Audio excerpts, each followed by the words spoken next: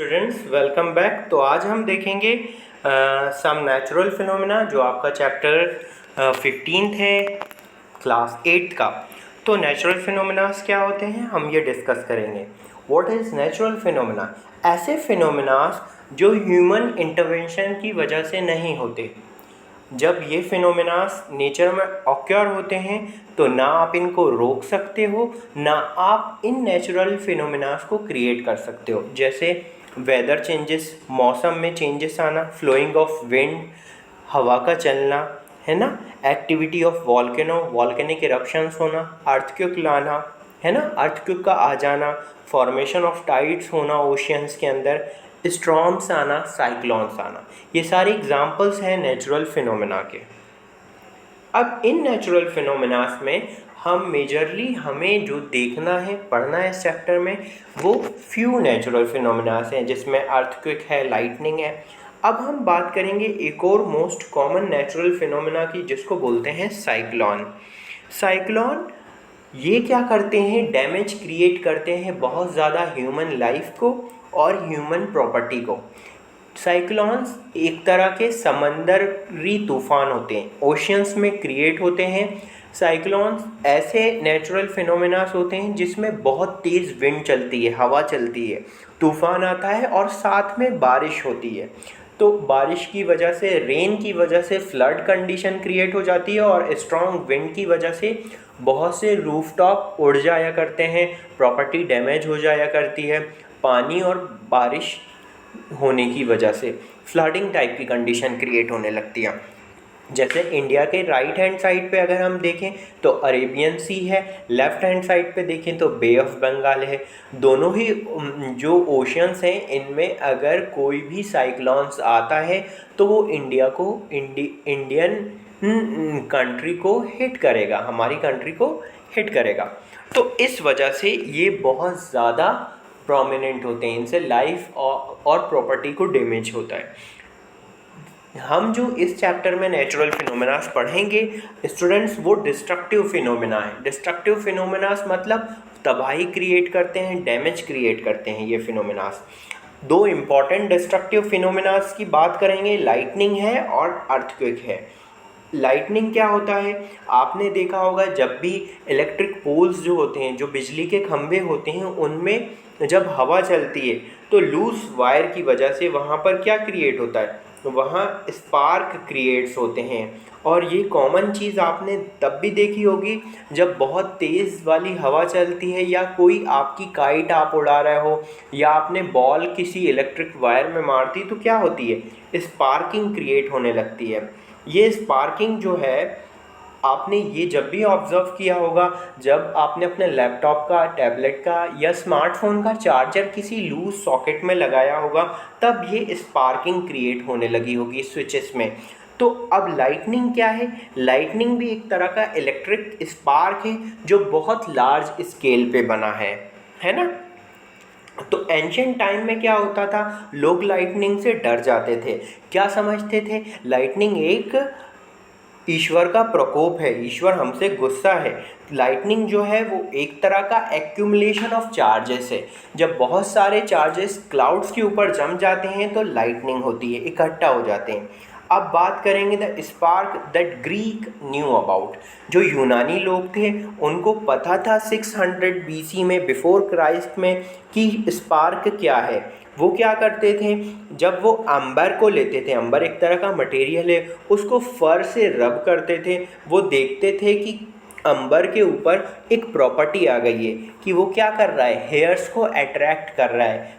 Hairs को क्या कर रहा है? अट्रैक्ट कर रहा है। ऐसे ही अगर आप वूलन या पॉलिएस्टर क्लॉथ को लो तो भी वो क्या करते हैं? हेयर्स को अट्रैक्ट करते हैं। अगर आप अपनी बॉडी से क्लोथ्स उतारते हो वूलन या पॉलिस्टर तो आप देखते हो कि आपकी बॉडी के हेयर्स क्या हो जाते हैं? स्ट्रेट हो जाते हैं। ये सब इसलिए होता है क्योंकि यहाँ पर क्या हो रहा है? यहाँ पर चार्ज डेवलप हो रहा है। अगर आपने किसी स्टोर रूम में या डार्क रूम में किसी पार्टी से आकर क्लोथ्स उतारे हों जिसके अंदर पॉलिएस्टर हो या वूलन टाइप के हों, तो उन क्लोथ्स के अंदर से हमें क्रैकिंग या स्पार्किंग साउंड सुनने को मिलती है। अब हम बात करेंगे एक बहुत फेमस साइंटिस्ट की, जिनका नाम था बेंजामिन फ्रैंकलिन। इन्होंने 1752 में, ये एक अमेरिकन साइंटिस्ट थे, जिन्होंने एक्सप्लेन किया, क्या किया एक्सप्लेन, कि लाइटनिंग जो है वो सेम फिनोमेना है जो हमें घर पे देखने को मिलता है। जब हम क्लोथ्स को रिमूव करते हैं डार्क रूम में तो कुछ क्रैकिंग साउंड या जो चार्ज डेवलप होते हैं वो, और लाइटनिंग एक तरह का सेम फिनोमेना है। लाइटनिंग नेचर में बहुत लार्ज लेवल पर चार्ज डेवलप हो गए क्लाउड्स के ऊपर, और दूसरा हमारे क्लोथ्स के ऊपर जो चार्जेस डेवलप हैं वो स्मॉल लेवल पे हैं। तो ये हमें समझना है। अब हम देखेंगे स्टूडेंट्स कि अगर आप किसी प्लास्टिक की रॉड को लो, प्लास्टिक की स्केल को लो, रब करो और ड्राई हेयर्स के पास लेके आओ तो क्या होंगे? स्केल अट्रैक्ट करेगी स्मॉल पीस ऑफ पेपर्स को, है ना।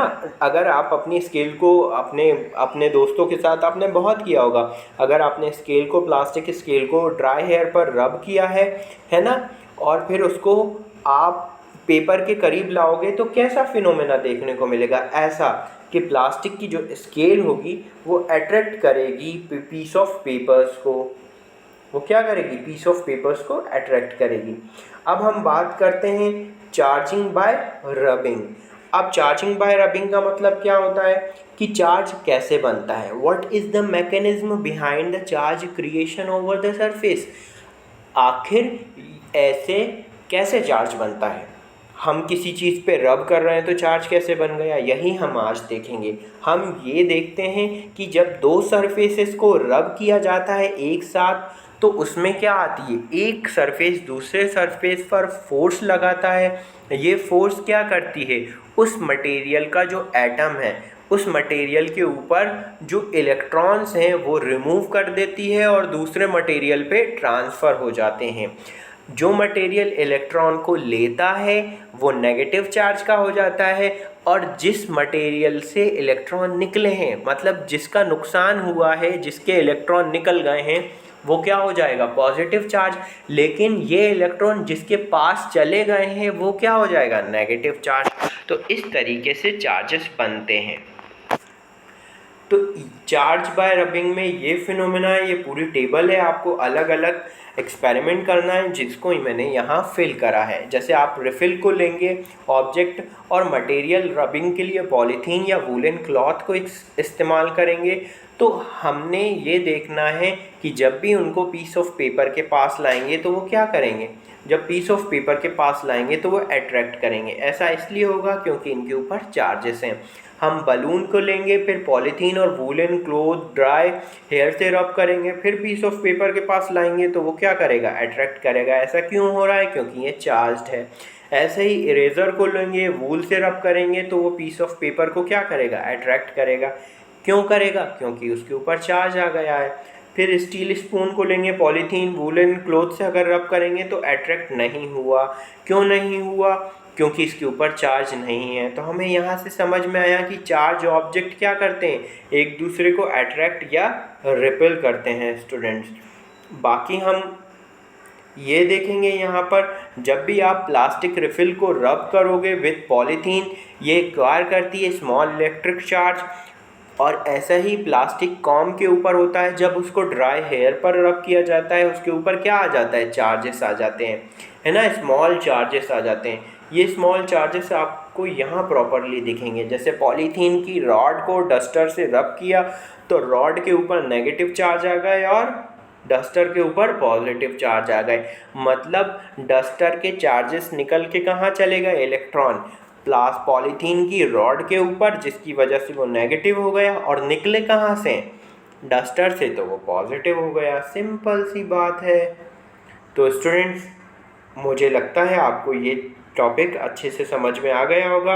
अब हम आगे चलते हैं। कुछ फेमस तरह के एक्सपेरिमेंट करना है जो आप घर पे भी ट्राई कर सकते हैं। नेक्स्ट टॉपिक जो हम कवर करेंगे, type of charges and there interaction. सबसे पहले हमें क्या लेना है? दो बलून्स लेना है, उनको हमें टच नहीं करना, दोनों को रब करना है वूलन क्लोथ से, स्ट्रिंग से टाइट कर देना है।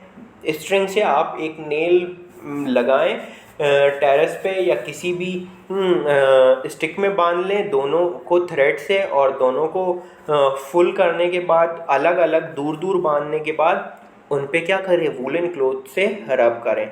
आप ये देखेंगे कि जब उनको रब किया है तो क्या क्या देखने को मिल रहा है आपको? आपको देखने को मिल रहा है कि ये दूर दूर जा रहे हैं। ऐसा क्यों हो रहा है, हम ये देखेंगे यहाँ पर। इसमें देखो, जब भी आपने उसको वूलन क्लॉथ से चार्ज किया स्टूडेंट, तो उसके ऊपर क्या आ गया, उसके ऊपर चार्ज आ गया। चार्ज आया नेगेटिव वाला, और सेम तरह का चार्ज है तो वो क्या हो रहा है, दूर जा रहा है। आगे चल के हम पढ़ेंगे कि सेम चार्ज और डिफरेंट चार्ज से क्या होता है। जब सेम तरह का चार्ज आता है तो ऑब्जेक्ट क्या करते हैं, रिपेल करते हैं, और अगर डिफरेंट तरह का चार्ज होता है तो अट्रैक्ट करते हैं। ये आगे चल के हम और पढ़ेंगे अच्छे से, तो आप बस इतना समझ लें कि ये बलून्स एक दूसरे को रिपेल करेंगे, दूर जाएंगे। ऐसा ही हमने किया, हमने पेन की रिफिल्स ली है ना, और क्या किया, उनको रब किया पॉलीथीन से। जब इनको केयरफुली ग्लास में रख दिया अलग अलग, हमने ये देखा दूसरी रिफ़िल के साथ भी वही किया, पॉलीथीन से रब किया और उस रिफ़िल को रख दिया ग्लास के अंदर। चार्ज एंड जो है उनमें हाथ नहीं लगाना है हमें। हमने ये देखा कि रिफ़िल जो है दोनों एक दूसरे से अलग अलग जा रही हैं, क्या कर रही हैं, एक दूसरे से अलग अलग भाग रही हैं। ऐसा ही बलून्स के साथ हो रहा है। हमने ये देखा कि जब हम किसी बलून को रिफ़िल के पास लाते हैं तो बलून कोशिश करता है रिफ़िल के पास जाने की। बलून से दूर भाग रहा है, लेकिन बलून रिफ़िल के करीब जाने की कोशिश कर रहा है। कुछ तो बात है। इन दिस एक्टिविटी हमें ये समझ में आया कि सेम तरह का मटेरियल एक दूसरे को रिपेल करता है, दूर दूर भागता है, लेकिन अगर डिफरेंट तरह का चार्ज मटेरियल लिया जाए तो वो एक दूसरे को अट्रैक्ट करता है। हम ये कह सकते हैं इस पूरी समरी में, इन एक्सपेरिमेंट से, कि charge balloon repel charge balloon, charge refill repelled charge refill, but the charge balloon attracted the charge refill. मतलब एक चार्ज बलून रिपेल करेगा दूसरे चार्ज बलून को, वही जो मैंने बताया। रिफिल भी चार्ज रिफिल को रिपेल करेगी। अब क्या होगा, चार्ज बलून और चार्ज रिफिल दोनों को अट्रैक्ट करेंगे, क्योंकि इनके ऊपर डिफरेंट चार्जेस हैं। डिफरेंट चार्जेस होने की वजह से ये दूसरे को क्या करेंगे, अट्रैक्ट करेंगे। तो हमें यहाँ ध्यान से समझना है कि charges of same kind repel each other while the charges of different kind attract each other. आप ऐसे देख सकते हैं, जब भी आपने किसी ग्लास रॉड के ऊपर सिल्क क्लॉथ से रब किया तो सिल्क के ऊपर नेगेटिव चार्ज, रॉड के ऊपर पॉजिटिव चार्ज आ गया, है ना। अब हम it is the convention to call the charge acquired by the glass when it is rubbed with the silk is positive, है ना। तो ये अलग चीज़ें हमें समझना है। तो हमें ये देखना है कि जब रिपेल हो रहा है मटेरियल पे तो सेम तरह का चार्ज है। अब charge glass rod is brought near to a plastic straw rubbed with a polythene, there is attraction between two. जब भी अट्रैक्शन हो रहा होगा तो डिफरेंट चार्जेस हैं। जब भी अट्रैक्शन हो आपको समझ लेना है डिफरेंट चार्ज है, एक के ऊपर पॉजिटिव दूसरे के ऊपर नेगेटिव। जब भी रिपल्शन हो रहा है मतलब सेम चार्जेस, या तो नेगेटिव नेगेटिव है या पॉजिटिव पॉजिटिव है। अब देखेंगे हम electric charges are generated by rubbing are static. हमने ये देखना है ये जो चार्ज यहाँ डेवलप हुए हैं रबिंग के थ्रू, ये क्या है, स्टैटिक हैं। मतलब स्टैटिक का मतलब एक जगह रुके हुए हैं। जब यही चार्ज मूव करने लगते हैं तो क्या बनता है, ये चार्ज अगर किसी वायर में मूव करने लगेंगे, एक एंड से दूसरे एंड तक जाएंगे, तो क्या होगा, इलेक्ट्रिक करंट जनरेट होगा। जब करंट जनरेट होगा चार्ज के मूवमेंट से तो आपका फ़ोन चार्ज होगा, आपका हर इलेक्ट्रिकल अप्लायंस काम करेगा। अब हम देखते हैं ट्रांसफ़र ऑफ चार्ज, ये कैसे होता है। हमें कुछ नहीं करना है, एक एम्प्टी जार बॉटल लेना है, कार्डबोर्ड लेना है, पेपर क्लिप लेना है, मेटल का वायर लेना है और 2 एल्युमिनियम फॉयल लेना है। इस तरीक़ा का हमें जार में एक एल्युमिनियम फॉयल लगा लेना है, उसमें 2 पेपर क्लिप नीचे टांग देना है 90 डिग्री पे दूर दूर करके, है ना।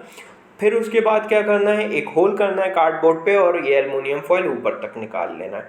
हमने ये देखना है कि हमने क्या किया है, हमने ये किया है कि हम उस कार्डबोर्ड के ऊपर थोड़ा सा हमने एल्युमिनियम फॉयल निकाल लिया है। अब हम ये करेंगे, हमें ये चेक करना है कि पेपर क्लिप एक दूसरे को रिपेल करती हैं या नहीं करती। हम किसी भी प्लास्टिक रॉड को चार्ज करेंगे और इस चार्ज को मतलब रब करके चार्ज करेंगे। उस जहाँ से चार्ज किया है रब करके उसको इस पोर्शन पे टच करेंगे ऊपर। उससे क्या होगा, उससे स्टूडेंट ये होगा कि चार्ज यहाँ ट्रांसफ़र होगा। जब चार्ज यहाँ ट्रांसफ़र होगा तो पेपर क्लिप्स में जाएगा। जब पेपर क्लिप्स में जाएगा तो चार्ज अगर सेम टाइप का होगा तो पेपर क्लिप्स क्या करेंगे, दूर मूव करेंगे। पेपर क्लिप क्या करेंगे, दूर मूव करेंगे। The aluminium foil receive the same charge from the charged refill through the paper clip. The similar charges repel each other and thus become a wide open. जब same charges आ गया paper clip के ऊपर जो हमने यहाँ refill या plastic rod से transfer किया था, तो सेम चार्ज आने की वजह से दोनों पेपर क्लिप पे सेम चार्जेस है। तो स्टूडेंट्स क्या होगा, स्टूडेंट्स हमें देखने को ये मिलेगा कि ये दोनों के दोनों पेपर क्लिप एक दूसरे से दूर भागेंगे। इस तरह के डिवाइस को जो इस्तेमाल किया जाता है, जिसको हम यूज़ करते हैं इलेक्ट्रॉन का पता लगाने के लिए या चार्जेस का पता लगाने के लिए कि किसमें कौन से टाइप का चार्जेस है, अट्रैक्टिव है या रिपल्सिव है, इसको क्या बोलते हैं, this device is known as electroscope. The electrical charge can be transferred from a charge object to another through a metal conductor. एक कंडक्टर से दूसरे कंडक्टर तक चार्ज ट्रांसफ़र हो सकता है। अगर आपको ये जार सही से समझ नहीं आ रहा तो आप और अच्छे डायग्राम से समझ सकते हैं। देखो मेटल बॉल लगी ऊपर, नीचे कंडक्टर लगा है, हमने कंडक्टर के फॉर्म में एल्युमिनियम फॉयल ली थी। वहाँ पर नीचे क्या करा है, पेपर क्लिप की जगह क्या ले लिया हमने क्या ले लिया है, हमने ले लिया है गोल्ड की शीट।